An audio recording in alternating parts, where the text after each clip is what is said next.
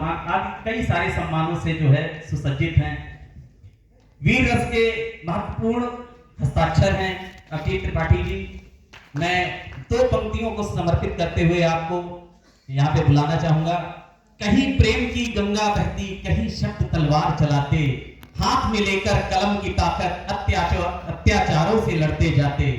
रस छंद अलंकार व्याकरण भावों को जीवन में भरकर, सोच को देकर के गहराई तब लाते हैं कविता चुनकर। जोरदार तालियां हो जाए हमारे त्रिपाठी जी के लिए।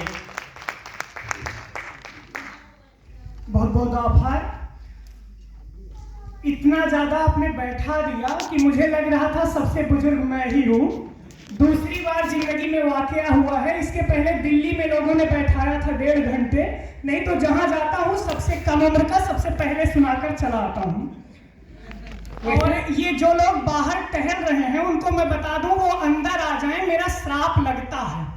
ऐसा बात न करे भाई, सब आने वाले हैं। अगर मैंने श्राप दिया, आप बिना कविता सुनकर गए, थोड़ी देर में आपके पैर कांपने लगेंगे, चक्कर आएगा और आप वहीं गिर जाएंगे। इसलिए आग्रह है कि आप आकर बैठ जाएं। ठंडी का सीजन है पर तो ऐसे कांपेंगे। बहुत सुंदर आयोजन एचएल के द्वारा किया जा रहा है। वास्तव में लोगों में देश प्रेम की भावना प्रज्वलित करने का जो प्रयत्न किया जा रहा है ये अतुलनीय है। इसके लिए संपूर्ण एचएल परिवार को मैं धन्यवाद ज्ञापित करता हूँ। बहुत सुंदर। और यहाँ पर इतने गणमान्य लोग बैठे हुए हैं, इनको देखकर समझ नहीं आता कि क्या सुनाऊं। हम जैसे वीर रस वाले तो पहले ही डर जाते हैं, अगर तलवार होती तो हाथ से गिर जाती। गणमान्य लोग बैठे हैं, कुछ एक पंक्तियां मैं सुनाता हूं जिनको शायद अच्छी कविता कहा जाता है, फिर मैं वीर रस की तरफ चलता हूं। उसे चांद में भी नजर आती है 100 कमियां, उसे चांद में भी नजर आती है 100 कमियां, पर मेरे मुखड़े को बेदाग कहती है।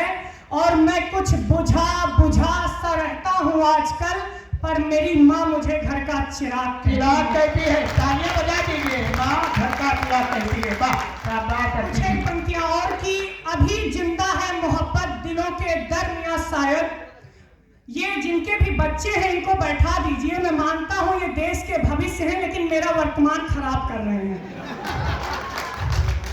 तो इनको बैठा दीजिए। बच्चे वाकई में बड़े होशियार होते हैं। मैं हिंदी पढ़ाता हूँ तो मैं री लिखना सिखा रहा था बच्चों को। काफी प्रयत्नों के बाद मुझे लगा कि बच्चे अब सीख गए हैं, तो मैंने कुछ बच्चों से लिखवाया, उन्होंने लिखा। मुझे लगा ये बच्चा है जो नहीं लिख पाएगा। उसको मैंने बुलाया, वो खड़ा हुआ। मैंने कहा चलो बेटा ऋषि लिखो। अब वो चाक लेकर एक बार बोर्ड देखता, एक बार मुझे देखता। काफी देर देखने के बाद मैंने कहा लिखो ऋषि। वो कह रहा है सर बाबा जी लिख दो, काम चल जाएगा। तो ये बच्चे बड़े तेज हैं, इनसे संभल कर रहना है। इसलिए पेरेंट्स से आग्रह है कि आप लोग बैठा लें, हमारे बस के नहीं है ये। पंक्तियां सुनाता हूं कि अभी जिंदा है मोहब्बत, अभी जिंदा है मोहब्बत दिलों के दरमियां शायद, तभी एक अनजान पर लोग जान दिया करते हैं, वरना सब मतलबी कितने यहाँ पर पूछ मत कुछ भी, लोग तो मुर्दों के कफन तक उतार लिया करते हैं। बहुत सुंदर, बहुत सुंदर। कुछ कहना दे सच्चाई, कुछ कहना दे सच्चाई। मैं पत्रकार बैठे हुए सुधीर रंजन जी समर्पित करता हूं कलमकारों को कि कुछ कहना दे सच्चाई तो बुरा न मान जाए खुदाई। इसी डर से हम अपने होठों को सिया करते हैं, और किसी की रियासत में वजीर बनना मंजूर नहीं हमको। हम अपनी फकीरी में भी बादशाहत से क्या बात है। बहुत सुंदर है, बहुत सुंदर। कुछ एक पंक्तियां और निवेदित करता हूं। मुझे अच्छा लग रहा है कि आप लोगों को ये पंक्तियां अच्छी लग रही हैं कि गर हाथ थाम कर चलो, गर हाथ थाम कर चलो तो मंजिलें खो ही जाती हैं, दिन भर थक कर आंखें रात में सो ही जाती हैं। अगर बेऐब चाहते हो, अगर बेऐब चाहते हो तो फरिश्तों से रिश्ता रखो, हम इंसानों से अक्सर गलतियां हो ही जाती हैं। और मैं चूंकि वीर रस का कवि हूं, मैं समय ज्यादा नहीं लूंगा। जो समय बचेगा वो आप लोगों के लिए रहेगा। मैं सीधा आपको जोड़ता हूं। 2 पंक्तियां मैं देश प्रेम की तरफ आपको ले चलता हूं, पहले फिर एक कविता सुनाता हूं कि कुर्बानियां सबकी कबूल नहीं होती। तमाम लोग चाहते हैं कि अरे एक बार मौका मिल जाता, देश के लिए कुछ कर जाते, तो ऐसा नहीं है। वो विशेष लोग होते हैं जो चुने जाते हैं और जिनके जीवन में ये अवसर आता है। तो कुर्बानी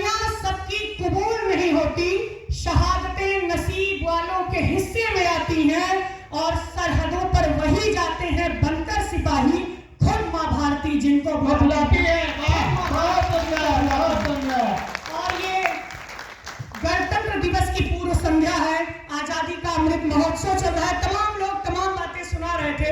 चीन की बात हो रही थी, संस्कृति बचाने की बात हो रही थी। मैं कहना चाहूंगा और मैं आश्वस्त करना चाहूंगा कि चीन उनकी समस्या से हमें घबराने की जरूरत नहीं है।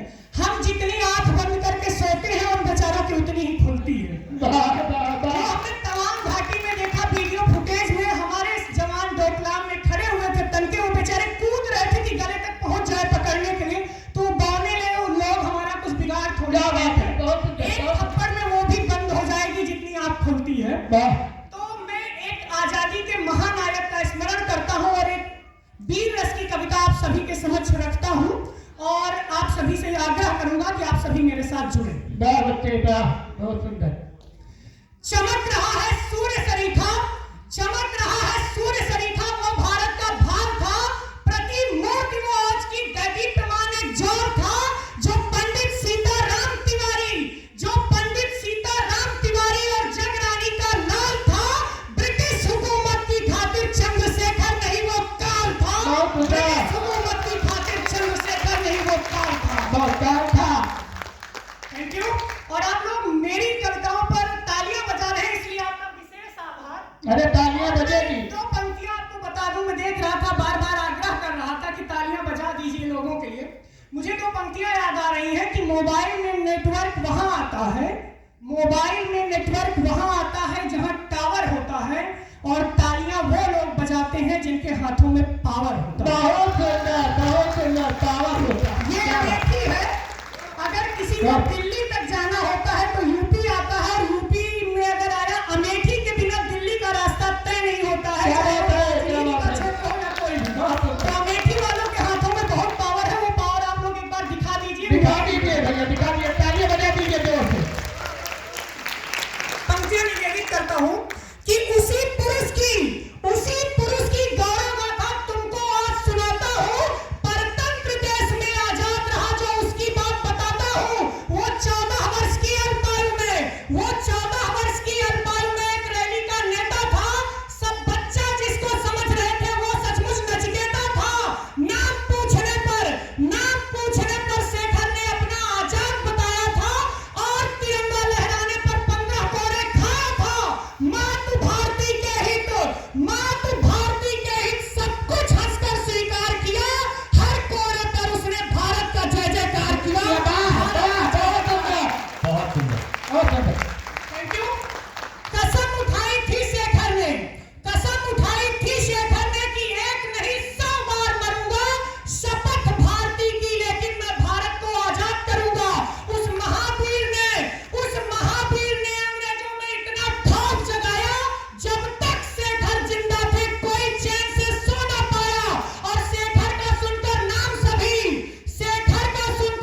सभी अंग्रेज जोर से कपते थे, कभी सामना ना हो उससे जीसस जीसस जपते थे।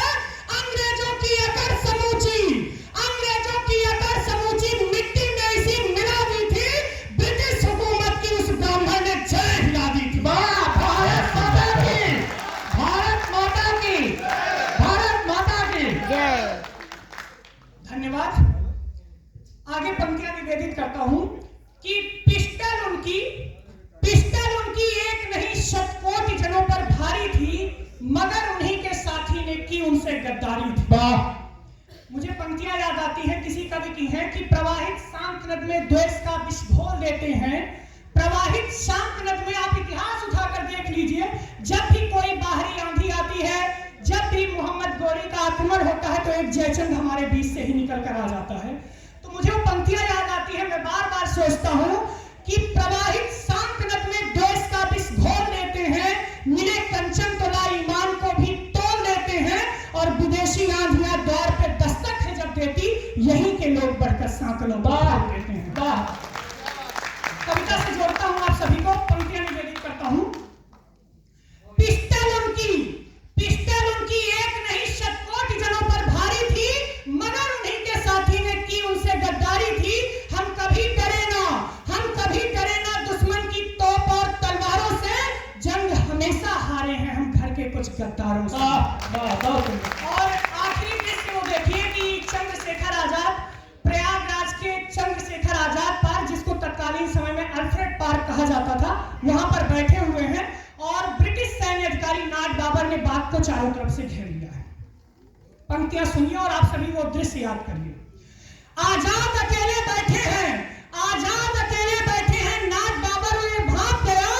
आजाद अकेले बैठे हैं, नाट बाबर ये भाग गया, पर गर्जन सुनकर शेखर का वो भी थर-थर कांप गया। आजाद ने अपनी आजादी का, आजाद ने अपनी आजादी का तब भी अर्पण नहीं किया। घिर गए पार्क में शेखर मगर समर्पण नहीं किया और लगी गोलियां चलने, लगी गोलियां चलने, लगी गोलियां चलने, वहां अंधेरा छाया। एक अकेले शेखर ने, एक अकेले शेखर ने कईयों को मार गिराया। हरी घास पर गोरों के कई नौथड़े पड़े हुए थे और ब्रिटिश फौज के आगे आजाद अकेले अड़े हुए थे। भारत माता की, भारत माता की, भारत माता की। मरते मरते भी शेखर ने, मरते मरते भी शेखर ने माटी का मान बढ़ाया। राष्ट्र यज्ञ में उसने अपना अंतिम हक चढ़ाया। अंतिम गोली बची शेष, अंतिम गोली बची शेष, खुद के मस्तक पर मारी। पंचतत्व में लीन हुआ भारत का अमर पुजारी। गर्व है जिन पर भारत माँ को, गर्व है जिन पर भारत माँ को यशगान कर रही पुण्य धरा। हर सीने में जिस बलिदानी ने देशभक्ति का भाव भरा। स्वतंत्रता का था, स्वतंत्रता का था, महाव्रती मौत से भी वो नहीं डरा। वीर लाडला जगरानी का आजाद जिया, आजाद मरा, आजाद जिया, आजाद मरा। बहुत धन्यवाद सर। भारत माता की जय।